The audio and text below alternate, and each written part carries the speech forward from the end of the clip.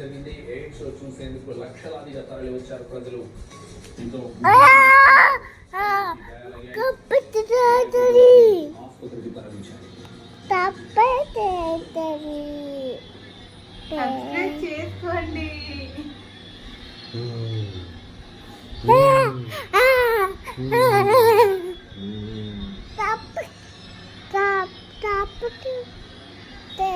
చెన్నైలోని మెరీనా బీచ్ దగ్గర ఎయిడ్స్ తొక్కిసలాట జరిగింది. లక్షలాదిగా తరలి వచ్చారు. ఈ ఘటనలో ముగ్గురు మృతి చెందారు. గాయాలయ్యాయి. గాయపడ్డ వారిని ఆసుపత్రికి తరలించారు. ఈ విషయానికి సంబంధించి మరింత సమాచారం మా ప్రతినిధి కార్తీక్ అందిస్తారు.